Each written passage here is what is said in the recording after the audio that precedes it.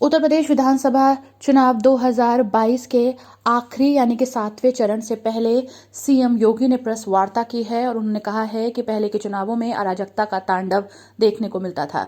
आज यूपी में 6 चरणों का चुनाव हो गया है। यूपी में डबल इंजन की सरकार बहुत विकास कर रही है। हमने जो 2017 में कहा था वो करके दिखाया। उन्होंने कहा कि 2014 से पहले प्रदेश और देश की राजनीति जाति को लेकर होती थी। 2014 में पीएम के नेतृत्व में हमने चुनाव लड़ा और हमने बिना भेदभाव के विकास किया। पीएम ने देश के विकास का एजेंडा बदला। 2014 से 2017 के बीच यूपी में सपा ने विकास नहीं होने दिया। 2017 में जब हम आए तब हमने पीएम की योजनाएं लागू की। उन्होंने कहा कि किसानों के लिए अनेक कल्याणकारी योजनाएं लागू की गई हैं और किसानों को अब अपनी फसल पूरे दाम खातों में मिल रही है। उन्होंने कहा कि गन्ना किसानों को हजारों करोड़ों का भुगतान हुआ है। साथ ही अवैध बूचड़खाने हमने बंद करा दी हैं, गौ आश्रय खोली हैं। आइए देखते हैं कि और क्या कहा सीएम योगी ने। इसी में मैं अपने सहयोगियों, अपने प्रदेश के लोकप्रिय और कर्मठ अध्यक्ष श्री स्वतंत्र सिंह जी और मेरे दोनों वरिष्ठ सहयोगी श्री केशव जी अभी कुछ ही देर में इस विषय को ज्वाइन करेंगे और गणेश जी यहाँ पर मौजूद हैं। इन सब की ओर से मैं आपका स्वागत करता हूँ। पीसी के इस उसमें काफी दिनों के बाद हम लोग संवाद कर पा रहे हैं, क्योंकि पिछले 2 महीनों के एक मैराथन दौड़ के बाद देश के सबसे बड़े राज्य के चुनाव प्रक्रिया को, चुनाव प्रचार के कार्यक्रम को शांतिपूर्ण तरीके से चर्चा की जाए, इसीलिए ये विशेष हम लोगों ने पीसी यहां पर बुलाई है। उत्तर प्रदेश में 2017 में जो आदरणीय प्रधानमंत्री जी के मार्गदर्शन में भारतीय जनता पार्टी ने उस समय के राष्ट्रीय अध्यक्ष माननीय अमित शाह जी के नेतृत्व में जो लोक कल्याण संकल्प पत्र जारी किया था, उसमें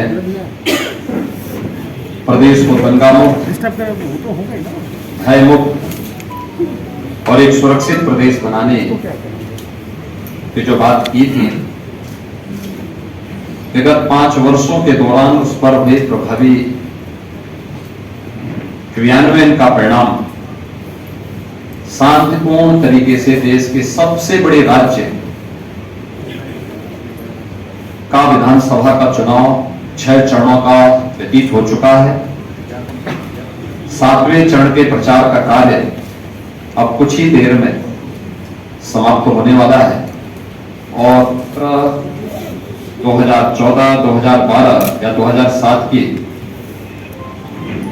विधानसभा चुनाव या 2009 के लोकसभा चुनाव से अगर आप करेंगे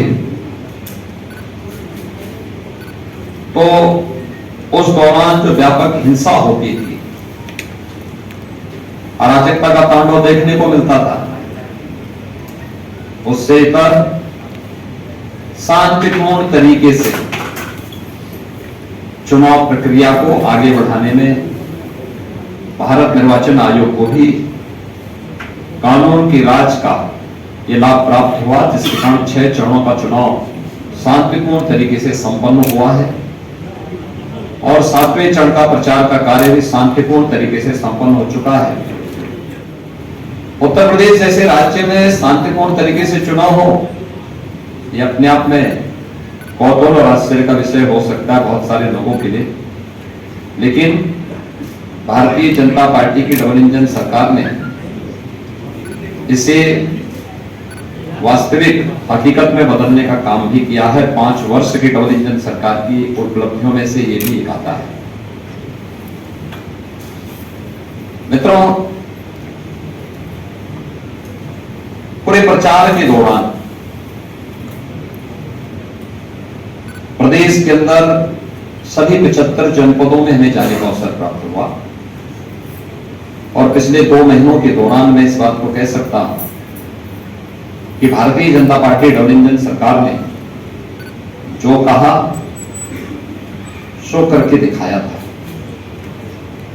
और जनमानस में जो ये अपार विश्वास है, सबका साथ, सबका विकास, सबका विश्वास और सबके प्रयास का, वह विधानसभा चुनाव प्रचार के दौरान भी प्रतिफलित होता हुआ दिखाई दिया है।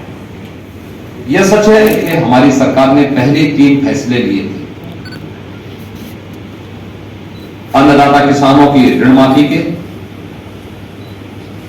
जिसमें 86 लाख किसानों का 36,000 करोड़ रुपए का कर्ज माफी का कार्यक्रम हुआ था।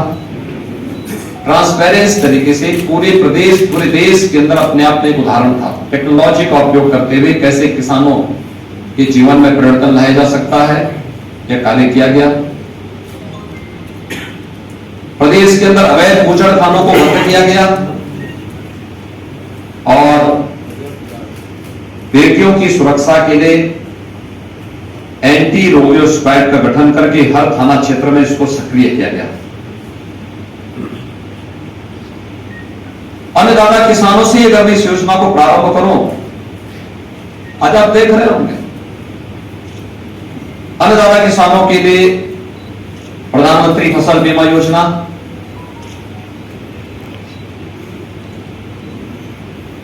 एमएसपी की घोषणा 1967 में हुई, लेकिन वास्तविक रूप से अन्नदाता किसानों को उनकी उपज का 1.5 गुना दाम मिल जाए, यह प्रधानमंत्री मोदी जी ने 2017-18 में लागू करा और तमाम अन्य बातों के आधार पर विभाजित कर दिया था। और इस उधेड़ में मूल बिंदुओं पर ध्यान नहीं जा पाता था। पहली बार देखने को मिला है जब 2014 में प्रधानमंत्री मोदी जी के नेतृत्व में इलेक्शन लड़े गए और भारत के सामान्य निर्वाचन के लिए उस समय इलेक्शन के एजेंडे को जो धार उन्होंने दी थी, लोकसभा चुनाव के पहले प्रधानमंत्री जी ने नारा दिया था सबका साथ और सबके विकास का। लोगों को लगता था कि ये वास्तव में क्या है, लेकिन जब 2014 में सरकार बनी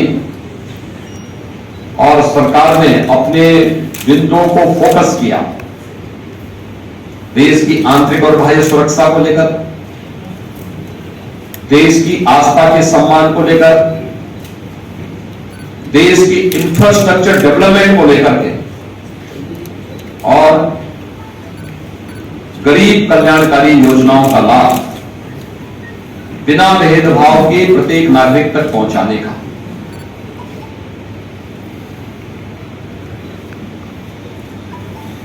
देश का एजेंडा बदला है मोदी जी ने। जो जाति, मत, मजहब, क्षेत्र, भाषा और परिवार तक सीमित था, वह प्रधानमंत्री मोदी जी ने गांव, गरीब, किसान, नौजवान, महिलाएं और समाज के उन सभी उपेक्षित दबे कुचले तबकों तक पहुंचाने का काम किया जो आजादी के बाद शासन की योजनाओं से वंचित थे, जो विकास की प्रक्रिया में पिछड़ गए थे और जिन्हें सरकार के सहयोग और सहारे की आवश्यकता थी। उन सबको ये संबल देने का काम प्रधानमंत्री मोदी जी के नेतृत्व में हुआ। आज उसका परिणाम भी देखने को मिला। सच है 2014 से 2017 के बीच, मार्च 17 के बीच प्रधानमंत्री मोदी जी के द्वारा प्रारंभ किए गए गरीब कल्याणकारी योजनाओं का और इंफ्रास्ट्रक्चर डेवलपमेंट के कार्यों को प्रदेश की तत्कालीन समाजवादी पार्टी की सरकार लागू करने में विफल रही, पूरी तरह विफल रही। डबल इंजन की भारतीय जनता पार्टी सरकार किस रूप में कार्य कर रही है, ये आप सबके सामने है। अन्नदाता किसानों का पूरे इलेक्शन कैंपेन के दौरान जो भारतीय जनता पार्टी को समर्थन मिला, वह भी इस रूप में देखने को मिला।